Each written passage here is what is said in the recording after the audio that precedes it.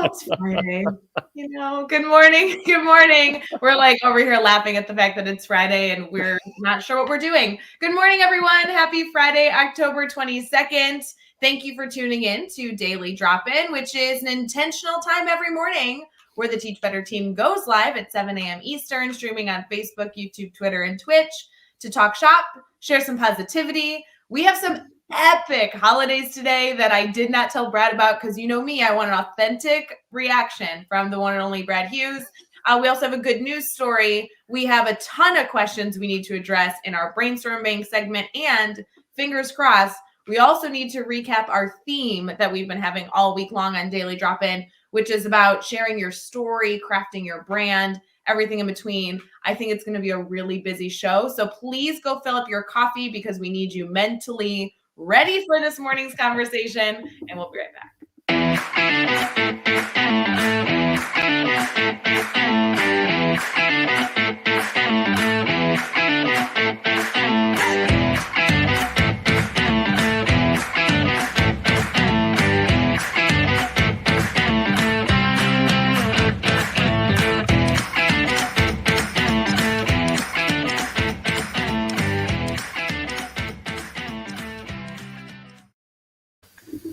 Morning, everyone. Welcome to Daily Drop-In. The one and only Brad Hughes is with us because it's Friday. How are you, Brad? I'm great. Happy it's Friday, Ray. Thinking back on a great week of discussion. I thought I would be alone on Daily Drop-In today. I thought you would just be kind of a smushed up mess of intellectual, educational awesomeness after the caliber of guests that you connected with this week. So it's been a fantastic week of listening. I'm eager to dig into it with you. Did you have a good week, and how are you doing on this Friday? Yeah, this week has been fabulous on Daily Drop-In. I love the guests we've been able to feature. And I just want to confirm I am always an education mess, in case you're wondering. That happens every single day, not only on Fridays. So I appreciate that you're here with me because I feel like we get the conversation moving. Less work for me. That way, when I'm distracted with 1,000 things in my mind after a crazy week, you help center me. You facilitate this conversation, Brad. I don't know what I'd do without you. Fridays are special in my life, and looking forward to connecting with you again today. I was trying to reflect on how many Fridays we've put in together, and then I was reflecting even bigger. What an awesome enterprise the daily drop-in has been since we kicked off in fall. And Ray, you've been the cornerstone, you've been the foundation, you've been the person there for each and every one of us every day. So I think that's worth naming and celebrating. I appreciate it. It's been really fun. Good morning to Adam in the comments and everybody else joining us. We're thrilled you're here. Brad, did you go back and count how many weeks we're on? I think, and this is a guess, I think we're on 10. Yes, I think that's right. Yeah, that's what I think so too. I think this is our 10th Friday, Okay. our 10th anniversary. And then next week will be our 11th. Perfect. I love when that happens. Good morning, everyone. We have a lot in store. We're only 3 minutes in, and I just feel already the pressure to make sure we get through as much as possible today because we're going to try and fit in as much positivity and value and discussion as possible as y'all wake up, hopefully sipping your coffee on this beautiful Friday morning. Candace in the comments, good to see you. I did want to mention, Brad, there were these really terrible tornadoes, and I know that unfortunately, bad weather happens frequently all over the world, and we love to stay informed, but we specifically have a wonderful core group, a very active core group, where there was tornado touchdowns in Ohio. Mm-hmm. And I just want to give a general statement that if you know of anybody who needs anything, if you personally need anything, if there's anything the team can do, please let us know, make us aware. We really value the members of our family. We have a department that exists to support, members of our community that are going through any sort of hardship. And I just want to make sure that we laid that blanket statement, not only for our Ohio family, but for anybody at any point in time to please, please, please let us know. It was a very difficult night for some of our family members. So good morning, and we hope you're safe. Thank you for commenting to let us know that you are safe and doing well this morning.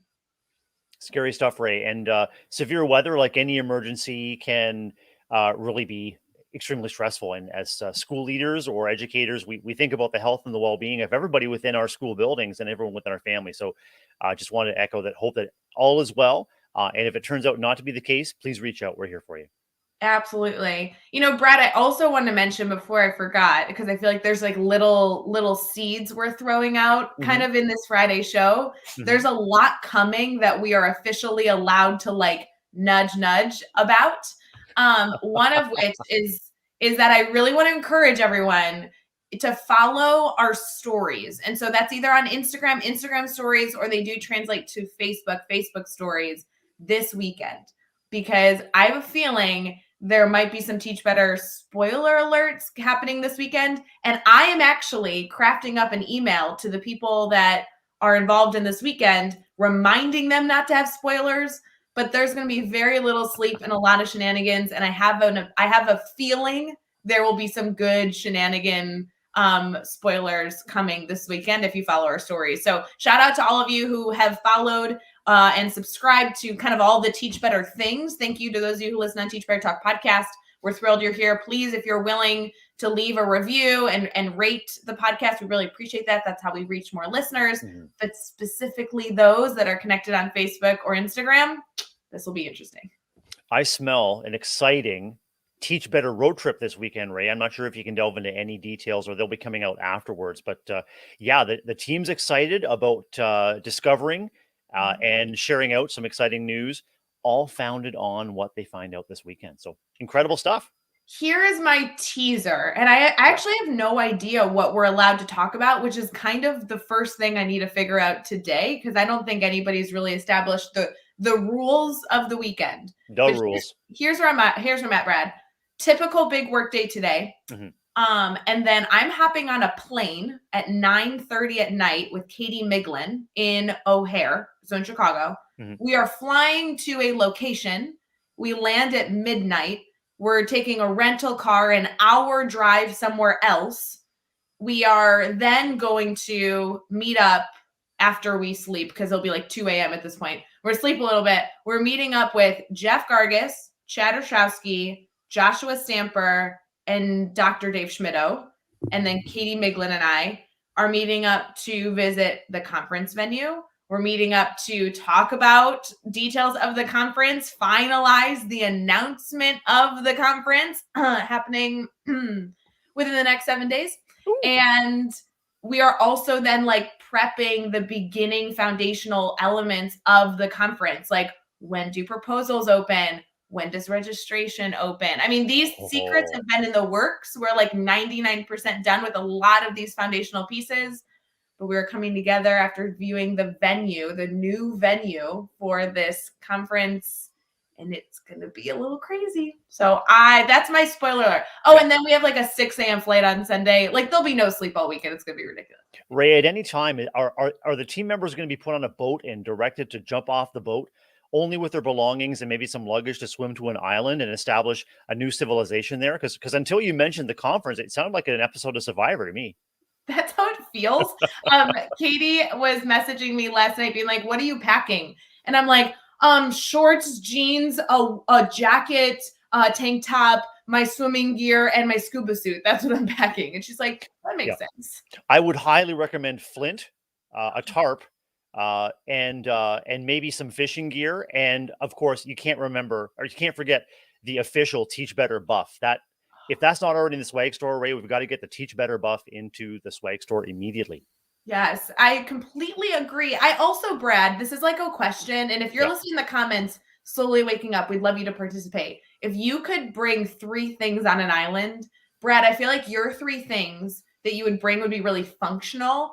I would bring like a picture of my dogs and like some bubble gum and like I would bring probably an e-reader. I'd probably bring something to listen to with a full playlist. And I'd honestly, I'd hope that I have some way to keep, if I'm there on my own, some way to keep in touch with family and friends. Okay, I will say, Brad, I think that we on a deserted island, like I would trust myself being with you. We would figure it out. Yeah. I don't think you should I would be dead weight for you. You don't want me on a desert island, trust me, but I really trust your skills. I think that we could make this work. I'm gonna send you back a hard disagree. I think you'd be an amazing partner on a desert island. Not only do I think that we would figure things out, I think that we would learn through the process, and then when we get back to dry land, we can share out all of the great things on Daily Drop In. I think that you are, of the two of us, you would be the person to find the immunity idol on the island. You're so sweet, Brad. That's the nicest thing you've ever said to me. I love Survivor. Hey, if any of you have not watched Survivor, I'm a huge fan. You should put that on your weekend to-do list. Also, the people in the comments trying to guess where we're going to be this weekend, the whole point is that we're not telling you what deserted island we're going to for the conference. However, I will say the person that posted the comment is a Teach Better ambassador. And Jeff Gargis and I went live in the ambassador group, the private group, a few days ago, and we told way too many secrets. So that person specifically making guesses, you should go watch that live video. I think a course that maybe our Teach Better team needs to take or make in the Teach Better Academy is how to keep secrets, confidentiality 101, how to keep the wraps on big news when you're just bubbling over with excitement. I'm not sure I'd be the one to write or create that course, but maybe somebody in the Teach Better team, maybe who's done like an internship at the CIA or something, could help. I don't know who on the team keeps the secrets the best. My problem is that with my role on the team, I'm involved in so many projects that I'm on secret overload at all times. So I just feel like I need to spout them out, like to get them on my brain. Right. But who keeps you know who I think keeps the most secrets? I feel very confident with this answer, is Joshua Stamper. I think he's a vault. He's a vault. And he knows a lot too. Like if you ever want to Josh knows more than he leads on, you know? How are you at keeping secrets? Pardon me? How are you at keeping secrets? Not good. If it's information, if it's strictly need to know, no, I'm really good at it. If it's exciting news that's sort of a semi-secret where you want to tease people and get them excited, yeah, no, I'm all over that. But yeah, I'm good at strictly, like I can be a vault, and sometimes I let people know that if you want to have a conversation, we can vault the conversation, just speak freely, speak from the heart, and we'll figure things out together. But otherwise, no, I am all about surprise and anticipation and building positive anticipation about stuff. I do agree with you. Yes. If it's something like private that like, I like your phrase and like need to know something about somebody else, I get it. But if it's like something exciting that we are intentionally getting excited about to share with our community and we know it's going to make them happy when we share it, I'm useless. I can't keep a secret for the life. It's all part of the fun. No, it's all part of the fun.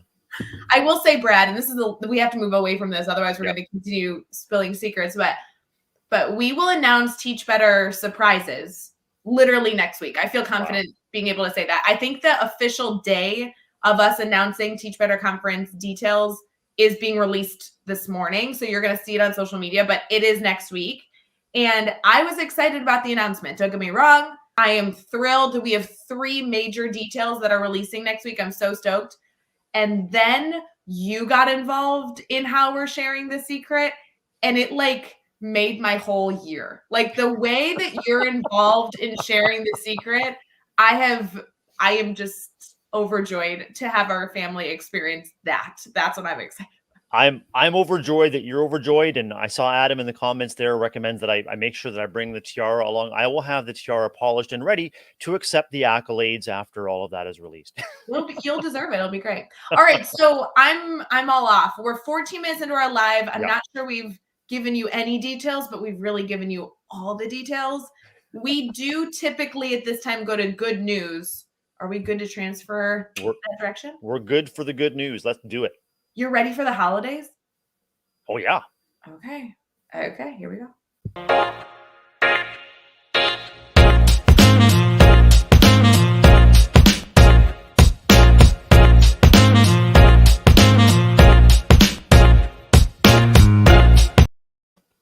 Good morning, everyone. We are in our good news segment for Daily Drop-In. Thank you for waking up early and tuning into our morning show where we can't promise that a lot's going to happen that is of value, but we're going to do our stinking best. Brad Hughes is live with us this morning, and we are going to continue to not only bring you holidays and good news, but also recap the week. We have at least 3 questions that we need to address from our community that we're going to try and fit in. And Adam's obviously very important comment wanting to know if you are going to be helping announce conference details and metric units. I feel like feel like that's a skill you absolutely could take on, Brad. I'm just saying. 100%. Yeah, I speak imperial and metric. However, the information can get to our Teach Better family, that's how I want to deliver it. So, yeah, I'm fluent in both Fahrenheit and Celsius, and I can also make sure that everyone's aware of how to get where to go and at what speed in metric and imperial. There we go. Happens. Brad, we typically would do holidays and then our good news story. Do you want to do that in that order? Or are we switching it up today? No, that sounds great. I love that order.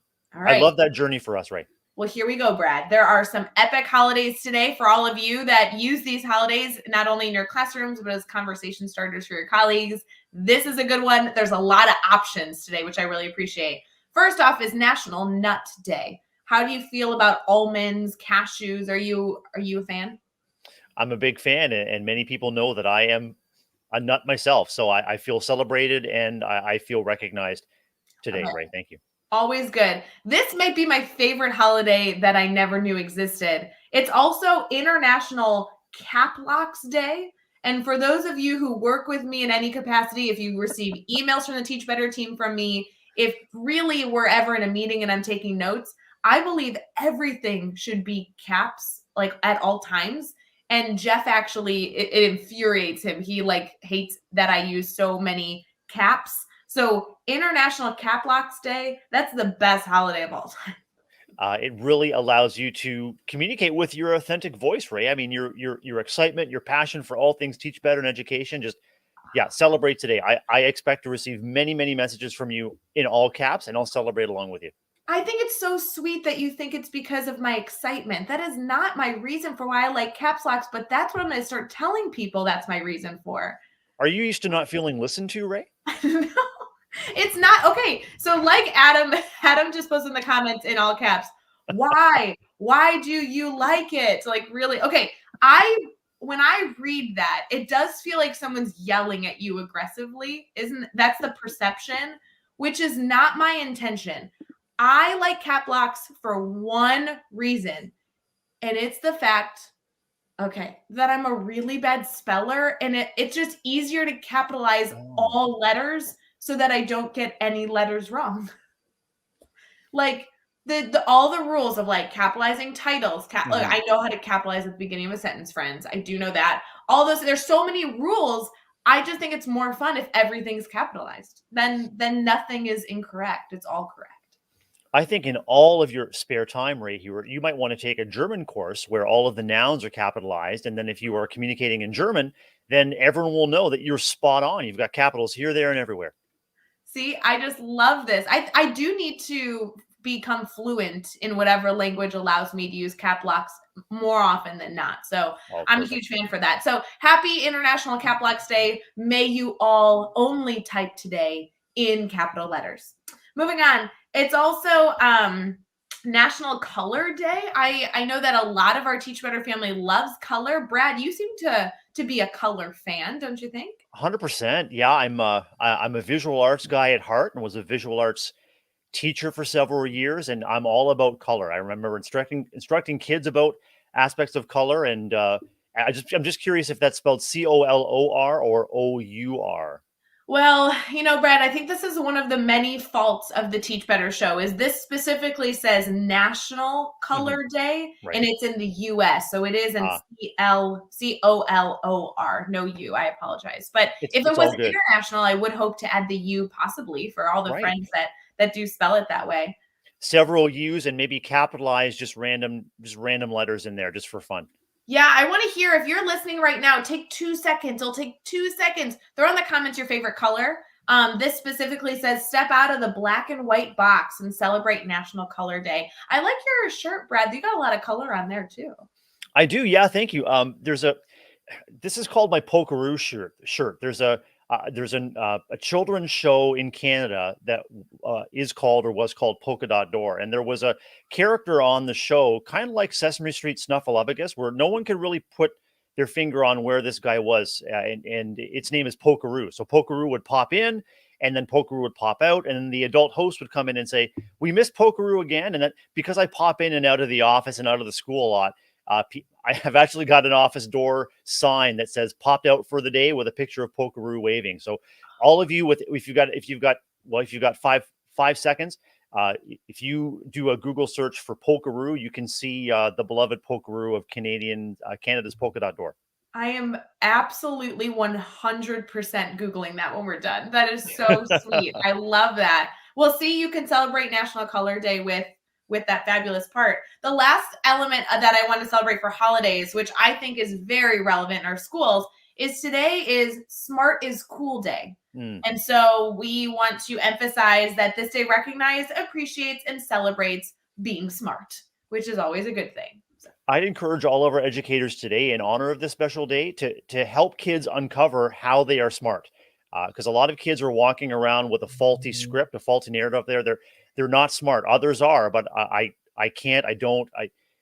Let's uncover how kids are smart, and let's celebrate so that they know how they're smart and how their particular gifts add value to our classroom communities. I love that. What a great challenge for the day, Brad. Perfect challenge as we get into our good news story. So, Ray, I know that we have a lot packed in to today's episode. I was going to propose reading every third word of the good news story just in the interest of time. Do you think that would meet our audience's needs and expectations? Or You know what? I typically would say yes, but Yeah. maybe we should go with more of a summary of the article. Just I think that's great. And this week we've been focusing on telling our stories, making sure that the communication about us as individuals or as educators or as contributors to educational districts is consistent and people know what they're going to get. And this is about storytelling as well, Ray. This is the story of humanity. This is the story of a National Geographic sponsored retracing of our ancestors' slow motion walk out of Africa. And the host, Paul Salopek, is a Pulitzer Prize winning journalist and photographer. He's been traveling overland on foot since the middle years of President Obama's presidency. He's been documenting his trip across the equator, and then the pandemic hit. And so Paul has been stuck in the same place for months. And now he is getting back on track. He is wandering through scenes of war and refugee crisis in Syria, Ethiopia. He is on his way to the Central Asian steppe, the Indian subcontinent, before reaching the river valleys of the Tigris and Euphrates. And so that is a National Geographic sponsored quest to tell humanity's story in a first-person perspective. And I was thinking of Becky Schnexer as well, with her connection with National Geographic. I thought Becky would appreciate that story. And when we talk about telling each other's stories, this is the ultimate origin story, right? Well, no kidding. There are so many ways you can use this in the classroom. I love your tie-in to telling a story. Obviously, that's been our theme this week. We're going to hopefully get into that in the show. But additionally, there's so many elements to lock on in that story. Geography, passion, different cultures. I mean, holy cow, there could be endless discussion. I love that you brought that up. That would be a really, really fascinating way to kick off your day with students this morning. Paul intends to cross northeastward through China and Russia, and then ultimately cross the Bering Strait in the winter, and then plunge all the way south down through North America to South America, just as early ancestors did. It is truly an epic quest, and I look forward to following Paul's journey online. And eventually, I hope that National Geographic has had an opportunity to document it for maybe a TV special or a series. Oh, I love that. I cannot wait for an update on his story. I couldn't imagine taking that journey, but what an incredible opportunity for us to follow his experience, live vicariously through him, right? I love that mindset. Exactly. And on social media, we sometimes do like a track Chad, where depending on where he is in the world. I think today he's in New York working with a school district. And I kind of feel like this is a similar, but maybe more important vibe. But I do enjoy tracking Chad around North America as he travels. And obviously, Christmas Eve tracking Santa. So I do enjoy watching people's traveling experiences and living vicariously through them. This is good. Do you get a Google Maps summary of all of your travel at the end of each month, right? I wish I did. Wouldn't that be cool? I would love that. To be honest, though, I don't travel nearly as much. Dave and Chad travel 4 or 5 days a week. So on our team. So it's a little intimidating to see Chad and Dave's calendar because they are always on the road, always in a different school. And I thought they would travel together, and they don't. They're like constantly all over the map on their own. So I don't know how they do it, Brad. I have no idea. Yeah, it's not divide and conquer though; it's divide and inspire for those two. So that's amazing. Oh, so good.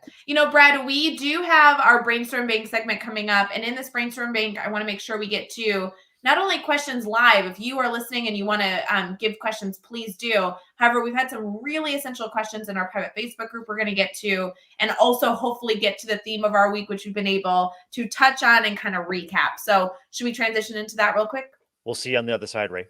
All right. See ya on the other side.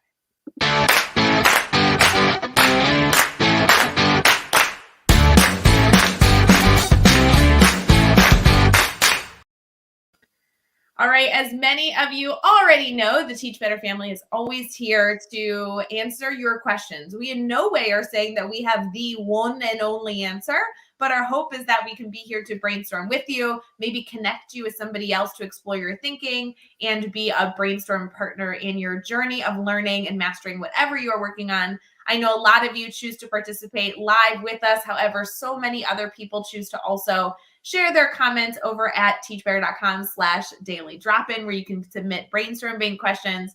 We also have some incredible friends that have been posting and been very active in the Teach Better Team private Facebook group over at teachbettergroup.com. And those are the questions that we are going to start with today, Brad. So I'm very excited to get your insight, because while these are grid method questions, I also think these end up being philosophical questions, like how to be a strong staff member questions. And I think that I would really, really appreciate your lens, not only as an administrator, as a leader, as an educator who continues to foster and mentor other educators. I think this is going to be a really good discussion. I'm looking forward to it. You can always count on me to let you know what's on my mind. And sometimes I've only got a half a mind to share at any one time. So between the two of us, if we can put our brains together and come up with some answers to help propel people forward today, it'll have been worth it, Rae. Yes, absolutely. And so these are from two different groups that we have as a Teach Better family. If you're a math teacher, there is a specific Facebook group of math teachers that use the grid method. And that's where our first post came from today. I don't actually know the direct link, to be honest, but I can tell you that the group is titled Math Grid Sharing. So if you can't find it, please let me know. I think it was originally created by Megan, who's on the Teach Better team. So let us know, and we'll kind of like direct you there if you're a math teacher seeking this group. However, this is a very relevant question regardless of what you teach. It just so happened to be in that group. It says, by Emily, shout out to Emily. Thank you for posting your question. It says, I decided to give my third unit a go with the grid method. My algebra students love it. My seventh graders, not so much. My AP came in today. She means her assistant principal, came in today and told me I'm not teaching enough and to stop with this video business and go back to traditional teaching. I know it was a rocky first unit, but it was just that, the first attempt at something new. I had already planned out ways to modify everything that didn't go well so it would work better for my students in the next unit, but I don't know if I should even try it at this point. Do I do as I'm told and go back to a traditional teaching, or continue with the grid, making my adjustments and planning on reflecting with my students throughout the process like I was already planning to? I'm so frustrated, ! So I really was proud that Emily reached out to her community when she found that there was some sort of hurdle happening, regardless of if it was with the grid method, classroom management, like literally any problem. That's why we're here. So Brad, I'd love to hear your thoughts on what I just read, and we can kind of continue the discussion from there. Yeah, I want to echo your praise and encouragement for Emily of bringing that forward, because it is so stressful to be excited about an approach that you believe and is showing evidence that it's reaching kids, and it's also helping them to find their skills and to find where their areas of expertise are. And so when there's a mismatch between your excitement for that approach and what your school administrators may expect for you, if it's possible and you've got the relationship with that school leader, is schedule a time to chat and say, hey, I've been reflecting on our conversation about the use of videos. I would love an opportunity to help unpack why I'm trying it, the impact it's making on my students, not only in terms of their learning, but also their engagement, their social, emotional excitement about coming to my class. So for Emily, if videos are, if you've got evidence, anecdotal evidence that videos are something that the kids are telling you they look forward to, we always want to give kids a reason to come to our class. And so if you can, I would schedule a time with the administrator to give yourself an opportunity to unpack this journey, unpack the fact that you're learning through this process, and while it may not be perfect at first, nothing ever is. And so, and then get the administrator's feedback on that, and invite him or her to explore sort of what expectations he or she has of you, and hopefully those are aligned to district expectations as well, and see if there is some way you can meet in the middle. There was I hope there's an opportunity for discussion rather than shutting down that innovative practice. But it also feels maybe a little bit unfair that Emily has to take additional initiative to do just that, Ray. But that is what it may take in this instance, at least to keep the conversation going, rather than have things shut down. What do you think? Well, we all have those instances where somebody enters our classroom and makes a comment. Mm-hmm. And I think I love, Brad, you think so differently than me, which is why I love talking shop with you, truly. You always come into the conversation with a slightly different lens, and I always appreciate your perspective. Your approach in saying, schedule an additional meeting, continue the conversation, is something I wholeheartedly agree with. I think that's a wonderful first step, because somebody entering your room with maybe very little perspective of what's actually going on, because we can only take in so much information in a given point in time, and making a comment, the comment's valid. You absolutely want to make sure you go to your assistant principal and address any concerns, because you're both in it for the students. You're both in it to ensure that the classroom is successful and students are able to be successful.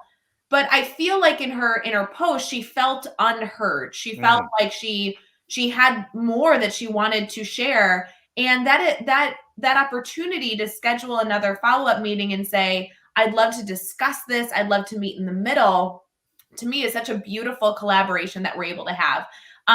So many of us, when we see something new, get fearful. What does this lead to? What hurdles are going to come? And I can only assume that an assistant principal wanting to ensure that students are successful carries similar fears, right? They want to make sure that students have positive learning opportunities and that the students are able to reach the goals of mastering the content. And so I think hopefully through a collaboration, through some sort of discussion, you can kind of air the fears in the room and tackle them one by one. Is it a concern that students are on their computers too much, and that's why the videos have this negative rep? Okay, beautiful. We absolutely don't want our students glued to computer screens. That is not a practice that we necessarily are condoning, right? We want our students to have rich, dynamic learning opportunities. But that doesn't mean video needs to be gone holistically, but maybe videos need to be shorter and used more intentionally. Beautiful. That's a middle ground that we can reach. Or somebody that walks in and sees that students are struggling because they're learning to advocate for themselves. Typically, we don't teach students how to consume knowledge, collaborate on information, and then advocate for their needs. Well, if that's being perceived as something that's really challenging, what supports do we have in place to continue to foster this skill and this quality in our students? So anyway, Brad, I guess my perspective is yes to everything you're suggesting, because I think everything in teaching should be a collaboration with the entire ecosystem that's invested in the student success. Ray, when we're talking about helping each other as educators move our practice forward, there always will be an element of observation, whether it's observation from without or personal observations. And in many cases, in the life of an AP who's popping in and out of classes, perhaps, what we see in terms of perception, what we see is all there is. And so we know that there is so much more going on than what we see in a 3 or 4 minute walkthrough. There are 3 powerful words that I want to encourage Emily to use, and all of our listeners and viewers to leverage. And those words are help me understand. And so shifting the conversation from a response or a reaction to the AP's comments, see if you can find some time, and Emily could go forward and say, help me better understand your observations about the use of video in class, and allow, and just sort of cut, if there's the time and the energy, just go in listening and fact finding mode and gather all of the information. Now, Emily wouldn't have to respond to that in that moment. Emily could say, I really appreciate this understanding your perspective even better. I'd like some time to think about how to incorporate your perspective and still move forward with the use of video. And I hope to, help you better understand where I'm coming from too. But those three words, help me understand, are extremely powerful in terms of reaching improved understanding, and I guess some resolution, whether it's peer to peer or supervisor to you, whatever it is. Brad, I really appreciate that. I think that that is a wonderful action step that can be taken right now. The other comments I did want to note, because this post got a lot of activity in our group because everyone's always so eager to help, was a discussion around having a hybrid version of a classroom. I want to continue to echo that. Anytime we make a shift, we don't have to dive head first into the deep end.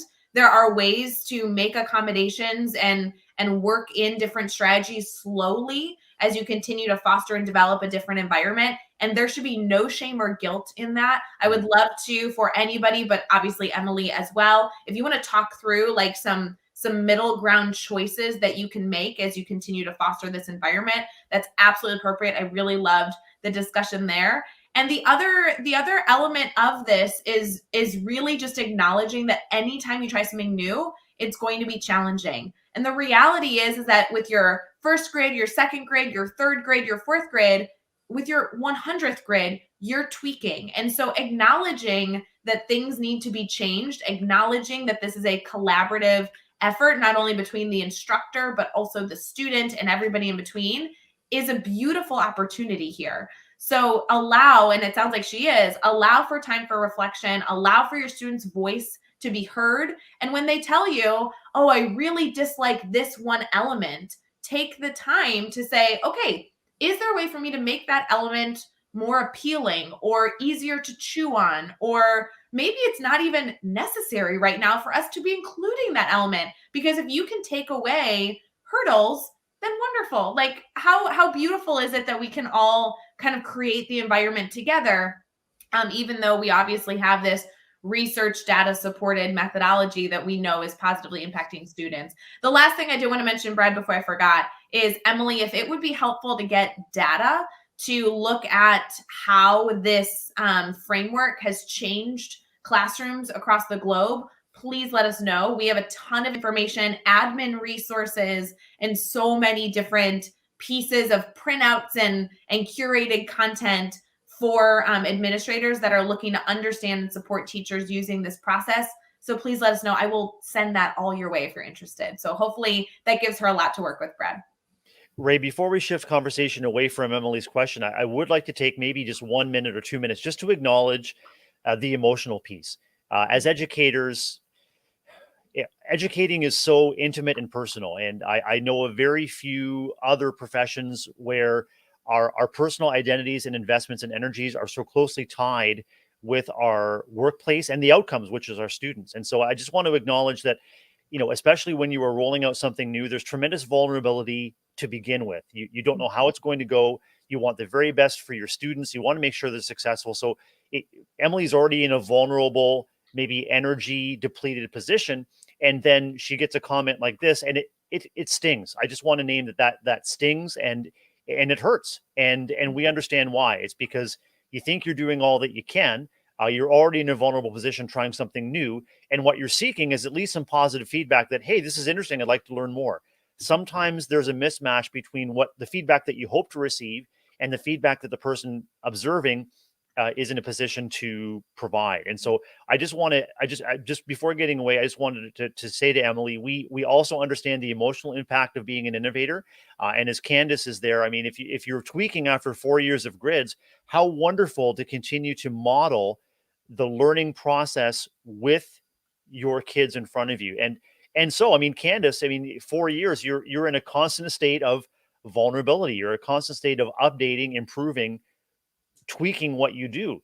And so this is where we want to be. We want to be on the learning edge of things, and we hope that the feedback that we receive is going to match what's going to sustain us. But just wanted to acknowledge, Emily, that what you're attempting to do is energy intensive, and what happened to you, it stings. And so we're hoping that even with an additional investment of energy and intention on your part, you can unpack the why, unpack the reasons why that feedback was provided, and see if you can meet in the middle. Yes, couldn't agree more. It's funny. I'm just gonna say this out loud because Candace, I need you to message me.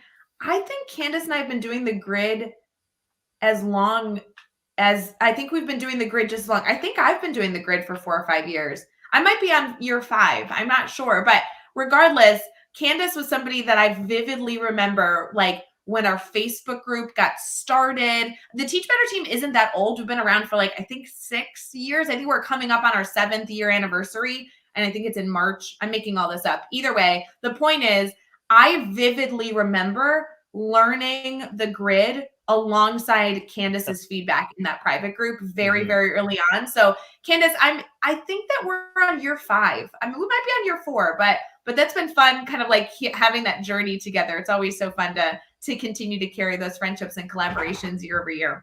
I will say, Brad, we're going to run out of time here. I at least wanted to note that there are some other questions in the private Facebook group at teachbettergroup.com. If you're an educator who you don't need to have the answers, but if you're willing to share your thoughts, your opinions, if you could go over to these posts, I'd really love them to get some TLC, some insights, some perspective, if you don't mind going and sharing those. So if you're listening right now and you're not in our private Facebook group, go join. There are 2 posts I at least want to acknowledge. One is by Caitlin Bryant. This is all about grading, and she wants to hear people's thoughts and opinions on how to grade. She is specifically using the grid method, but I will tell you that there isn't a right or wrong way to grade in the grid method. There's a suggested way that we believe you should provide feedback and assign grades in your classroom, regardless of the methodology that you use.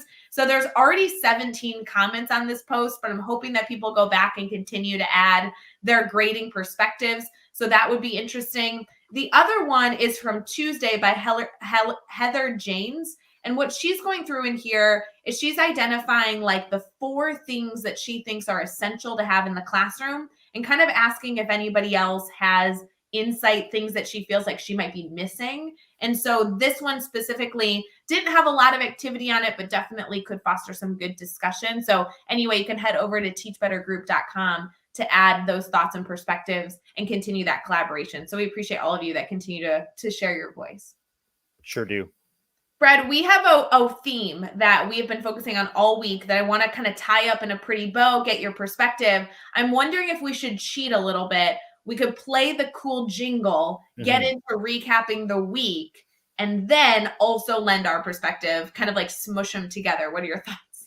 I love it. Sounds like a fluffernutter special to me. I love a good fluffernutter special. All right, we'll be right back here with this recap. And y'all know this is our favorite tune of the week.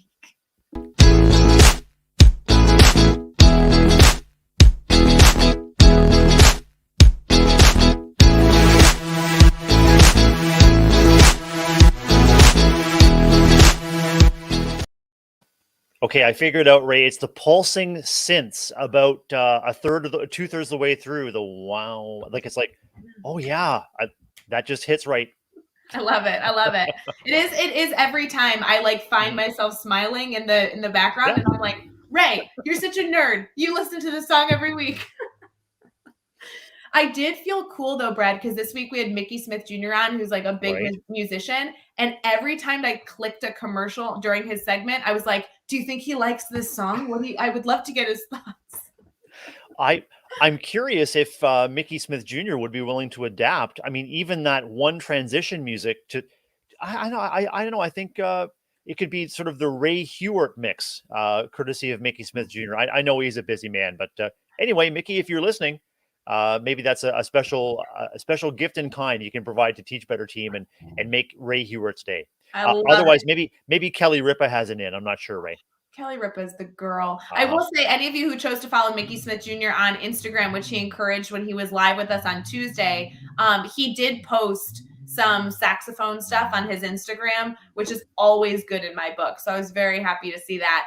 Brad, we've been focusing this week on building our brand. And when we say brand, we don't mean at a company level. We mean like, what's your story? Who are you? How do you want people to be soaking you up, right? Throughout the day, whether it be on social media, or what do you want your presence to be in a room? What is your narrative that you want to share with others? And we've been able to have some really good discussion this week. Monday, Jeff and I were live and we talked about that 3 to 5 activity. And I'm not sure how many of you chose to take on that challenge, but that 3 to 5 activity that we talked about on Monday is a great opportunity for you to kind of build your persona, right? What do you want people to feel and think about expecting from you? And Brad, if you don't mind me kind of sharing this about you, I think that you do this very well and consistently. When I think Thank of you. you, Brad, I think of somebody who is solution seeking and funny and always trying to give a very actionable step towards reaching a solution. And I really appreciate that about you. And I don't know that you do it intentionally. I know this is clearly like just authentically your personality, but that's what we were talking about when we talked about that 3 to 5 activity is not who do you want to be, like how are you changing yourself, but being self-aware enough to say, this is really who I am. This is what I'm passionate about. And so I want to make sure that that's communicated to others in different means. I'll tell you, Ray, that I'm just pulling up on another tab my Twitter bio, and it was actually my Twitter bio that for me was oh, hi there. That for me was a process of kind of distilling where I'm at. And my Twitter bio reads school principal, optimist, recovering perfectionist. I serve and encourage others in everything I do. And when you're forced by Twitter to kind of distill where you're at into a number of characters, you become very intentional and purposeful because that's what guides you, and that's what guides me in everything that I put on my personal Twitter account. I am so excited and grateful to hear that what I intend is being received the way I intend as well. And so, yeah, just like you said, encouragement, believing in others, love, service, and modeling the behaviors that I want others to model in front of our kids. So I really appreciate that, and I found your discussion with Jeff about those 3 to 5 things so key. And then Evan Robb picked up on that later in the week, and we can wait to talk about Evan. Well, yeah, I mean, Evan was on Thursday. We had Mickey Smith Jr. Coming to us on Tuesday. He was all about finding your sound. Man, and is that guy inspirational? Mhm. I feel like he just everything that came out of his mouth was better than the sentence before it. Like it just continued to build. I love his storytelling. He has such a rich Mhm. ability to share his own story. And the work that he does is about finding your sound. Obviously, he's a musician, but really being aware of what you want to accomplish and chasing after it. So that was a really wonderful episode. I hope you tuned in for that one, Brad. I did, and Mickey Smith Jr. and just an incredible talent and a real presence, and not an over the top kind of celebrity presence, but a presence where, okay, I'm walking alongside you as your companion and your cheerleader. And I think his vision of finding your sound is, well, it is literally resonant with people because music, our voice, I mean, sound is all around us. And frequently we find sounds in our environment that inspire and uplift us too. And anyway, I'm so grateful that you were able to chat with Mickey, and his energy is infectious. I just loved that session. Absolutely. I had a great conversation with John Miller on Wednesday, Mhm. who, oh my gosh, talk about a guy passionate about so many different things. That was also just a fabulous dialogue. And he is in charge of a school in Mexico City. Yes. And the way that he took this conversation about how he is sharing his passion, the fact that he is a learner with so many of the staff members that he works with on multiple campuses was so fascinating. John Miller was a fabulous guest, and he obviously was the day before Evan Robb joined us, who also was able to share so much insight, not only in the work that he's been able to do, but also in how we can craft, our own identities and make sure that we share that clearly with others. So it was a really, really great discussion. Knowing what fires you up is key, because as long as you know what fires you up, you can always be assured that you'll have the energy and the intention and the authenticity, that your message matches your intention. Evan's passions were literacy and leadership, and he is intentional with the time and energy that he has, and all of these wide contributions that Evan is making. That also helps you as a communicator or as someone who is growing a presence online or through branding or through recognition.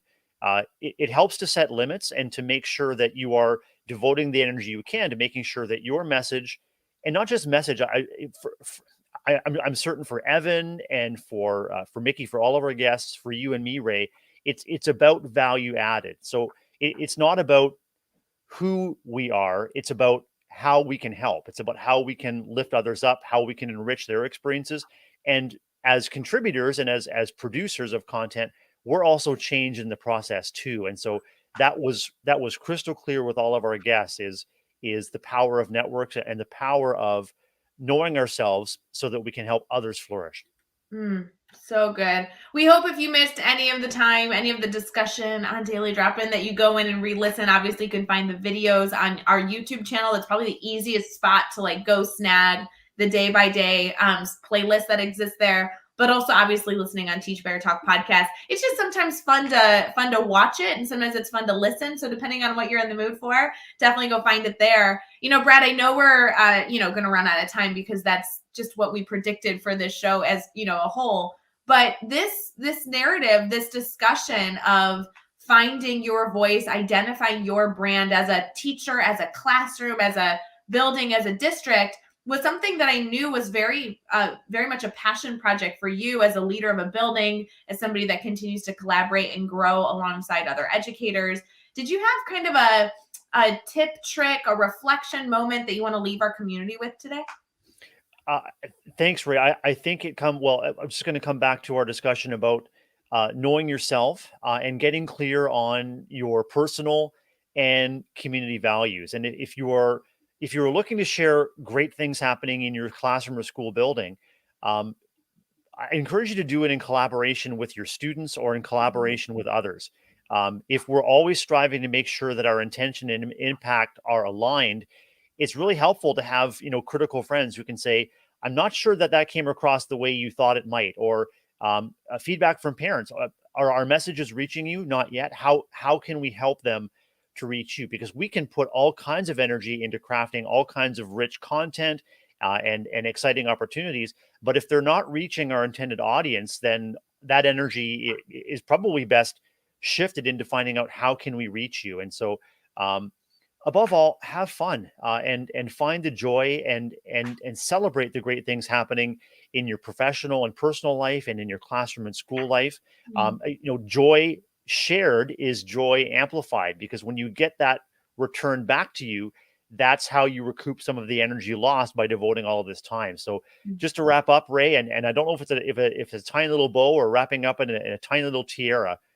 It's about collaboration, connection, positive intention, and being open to feedback so that you can continue to flourish and have opportunities to get that joy reflected back to you.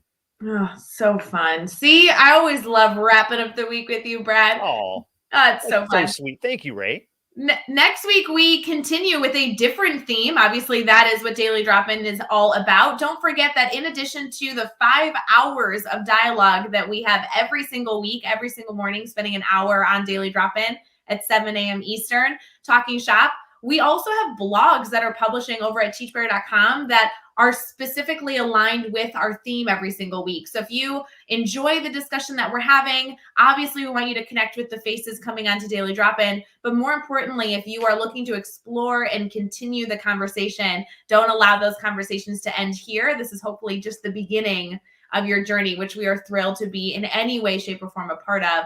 Next week is about reaching all your learners in your classroom, not just some, but all of the learners in your classroom. We obviously will start the week on Monday with Jeff Gargas and end our Fridays with you, Brad. But in between Tuesday, Wednesday, Thursday, we have 3 brand new faces to the Teach Better family. These members of our community have never been on camera in the Teach Better family before. So I'm so excited to have them come and not only share their voices, but share their passions and have us each connect with new educators every single week to continue to grow not only our perspectives, but our PLNs, our communities, and the people that we continue to gain insight from. So I cannot wait to have these fabulous new faces in our Teach Better family as we continue to grow on a global scale. So Brad, I'm very, very excited about next week. I'm excited to dig into this topic with you too, Ray. And this is an aspect of education and leadership that I continue to strive to grow in, meeting the needs of each and every learner and even the needs of each and every visitor to our campuses or school buildings, making sure that they know what the value they add is to our spaces and leave feeling that they were true members of the community. So I'm really looking forward to digging into that and following along with all of our guests all week long on Daily Drop-In. Should be fun. For everyone else, as a reminder, do not forget, in case you are popping in a little late and you didn't hear the beginning, please don't forget to follow the Teach Better team, especially over on Facebook and Instagram. But of course, you can go find us on Twitter and everywhere else as well, because we will be having a few of our members get together for some planning and finalizing of those plans for the Teach Better conference in 2022. I recommend that you follow only because I can only imagine that there will be some massive spoilers right before our big announcement next week, where we are announcing 3 of the most important details of our Teach Better conference coming next week.